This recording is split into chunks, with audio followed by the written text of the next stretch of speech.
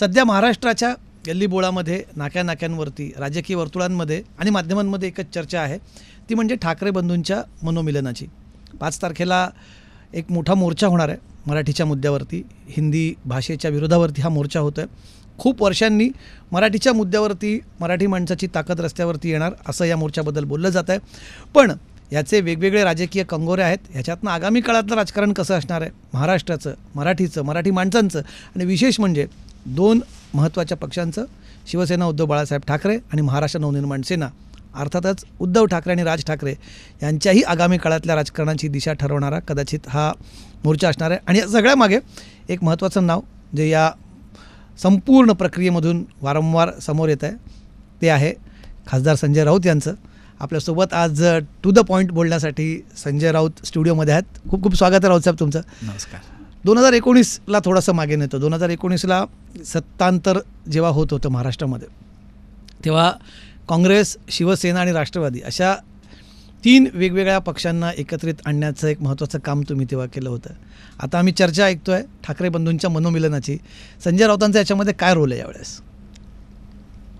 संजय राऊतांचा जो रोल असतो नेहमी हा कायम सगळ्यांनी एकत्र येण्यावरच असतो. बरं. महाराष्ट्र असेल किंवा देशातलं सुद्धा एकंदरीत राजकारण हे गेल्या अनेक काळापासून एक पक्षीय राजकारण राहिलेलं नाही. अर्थात भारतीय जनता पक्ष हा महाराष्ट्रात आणि देशात मोठा पक्ष आहे आणि हा पक्ष त्यांच्या नेतृत्वामुळे लोकशाही मूल्यांपासून दूर जाताना दिसतोय, गेलेलाच आहे. तुम्ही काल आणीबाणीचं 50 वर्ष तुमच्या पद्धतीनं साजरी केलीत, पण या देशात सध्या गेल्या काही काळापासून जे निर्बंध लादले आहेत विरोधी पक्षाच्या नेत्यांवर, उद्योगपतींवर, व्यापाऱ्यांवर, हे या देशाच्या प्रतिमेला आणि प्रतिष्ठेला शोभणारं नाही. इव्हन महाराष्ट्राच्या पुरोगामी महाराष्ट्र म्हणतो ना आपण, त्याच्यामुळे सगळ्या समविचारी पक्षांनी एकत्र आलं पाहिजे.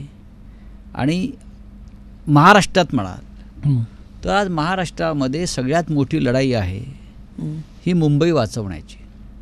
मुंबई ही राज्याची राजधानी आहे आपल्या. त्यासाठी आपण फार संघर्ष केलेले आहेत ही मुंबई मिळवण्यासाठी. आज या मुंबईमध्ये मराठी माणसाला काही स्थान राहिलेलं नाही. याचं कारण असं आहे की व्यापारी वृत्तीच्या राज्यकर्त्यांकडं देशाची सूत्र आहेत आणि मुंबईसारख्या शहरांची लूट करून त्यांना आपला व्यापार करायचा आहे. आणि त्यासाठी जसं पोर्तुगीज आले, ब्रिटिश आले आणि त्यांनी मुंबईचं शोषण केलं, त्या पद्धतीनं हे उद्योगपती सरकारची पुरस्कृत शोषण करत आहेत. त्या सगळ्यात जास्त बळी जातोय मराठी भाषा आणि मराठी माणूस. बरं. अशा वेळेला मराठीविषयी आस्था असलेले, मराठीसाठी लढण्यासाठी तयार असलेले राजकीय पक्ष, नेते यांनी एकत्र येऊन जर आता रणशिंग फुंकलं नाही तर मुंबई महाराष्ट्राची राहणार नाही. आणि मुंबईत मराठी माणसाचा आवाज जो बाळासाहेब ठाकरेंनी, शिवसेना प्रमुखांनी निर्माण केला, एक बुलंद आवाज, तो हळूहळू हळूहळू अस्तंगत होताना दिसतोय. त्याच्यामुळेच नवीन आघाडी मराठी माणसांची स्थापन होणं गरजेचं आहे. जी 1956 सालामध्ये संयुक्त महाराष्ट्राच्या वेळेला आंदोलन झालं होतं, तशा पद्धतीचं एक आंदोलन आता होणं गरजेचं आहे. पण मग ह्याच्यात तुम्ही नक्की कशा प्रकारची भूमिका वठवतात? माझ्या भूमिकेचं काय, मी एक त्यातला सामान्य कार्यकर्ता आहे. माझं संपूर्ण जे आयुष्य आहे मराठीसाठी लढण्यातच गेलं ना. आम्ही शिवसेना प्रमुख माननीय बाळासाहेब ठाकरे ह्यांच्याबरोबर अगदी माझ्या शालेय जीवनापासून मी राहिलेला कार्यकर्ता आहे. बाकी मग आम्हाला सगळं ओघाने पदं मिळत गेली, पण जेव्हा काम सुरू केलं त्यांच्याबरोबर आम्ही, तेव्हा कोणतं पद मिळेल, आम्ही खासदार होऊ, 25 वर्ष दिल्लीत राहू, पक्षाचा नेता होईन वगैरे असं आम्हाला कधी वाटलंही नव्हतं.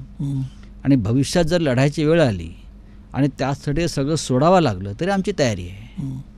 हे सगळं सुरू कुठून झालं? म्हणजे मी बघतो, जर आपण याचा थोडासा मागे मागे जायला झालं सुरुवात, मराठी माणसासाठी एकत्र यावं हा मुद्दा आज हिंदीच्या मुद्द्यावर तुम्ही म्हणतात, पण त्याच्या आधी म्हणजे शाळांमध्ये हिंदी सक्ती आणण्याचा, त्याच्यावर सरकारने क्लॅरिफिकेशन दिलं की सक्ती नाही आहे वगैरे वगैरे, पण त्याच्या आधीच ही चर्चा सुरू झालेली होती, मराठी माणसांनी एकत्र यावं किंवा दोन बंधूंनी एकत्र यावं. हे गेले काही वर्ष सुरू आहे.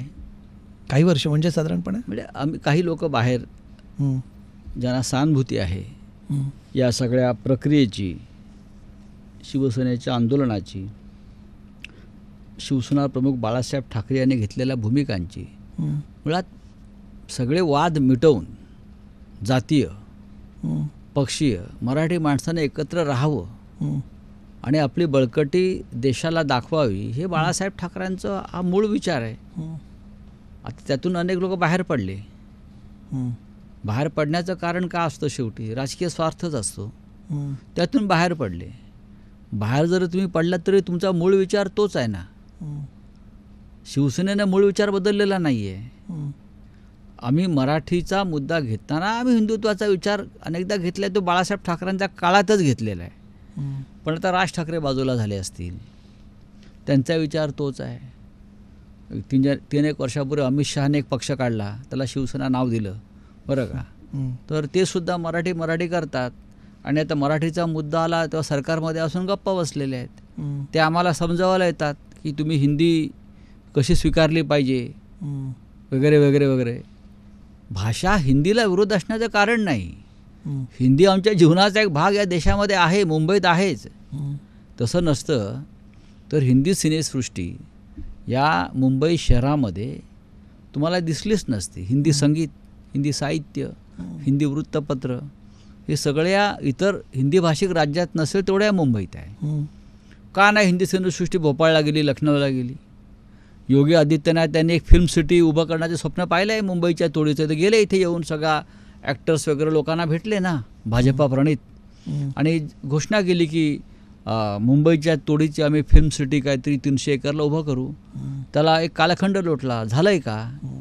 मुंबईचं महत्त्व आहे बरोबर. या सगळ्या सांस्कृतिक या देशाच्या जडणघडणीमध्ये, मग ती हिंदी असेल अन्य असेल, मुंबईचं महत्त्व तुम्ही मारूच शकत नाही.